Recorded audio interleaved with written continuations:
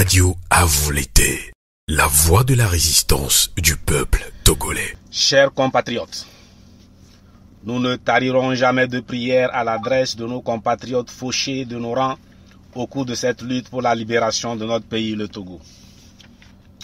Nous n'avons pas cessé de prier pour que les blessés recouvrent la santé et la force. Nous renouvelons notre soutien aux détenus de l'arbitraire et aux réfugiés forcés de s'éloigner de la mère patrie. Nous sommes arrivés à un moment critique et déterminant dans l'histoire nationale où chaque institution joue sa crédibilité et même sa propre survie dans le Togo de demain.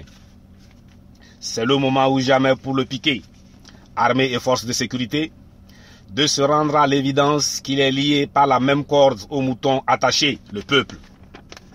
Quel que soit le discours de l'éleveur, le piquet et le mouton restent liés par le même destin, étant donné qu'ils ont la même corde au cou.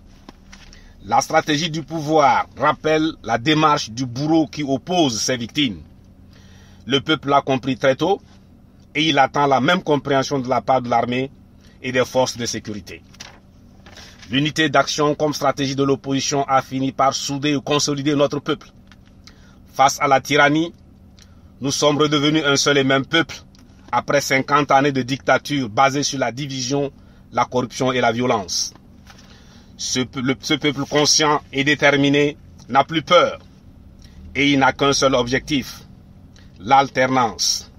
Le peuple a pris son destin en main et sans la détermination du peuple conscient, il est clair que nous ne serions pas parvenus au résultat actuel. Au plan interne, parti de 5 villes, nous sommes arrivés aujourd'hui à plus de 15 villes du pays debout contre la dictature et pour l'alternance.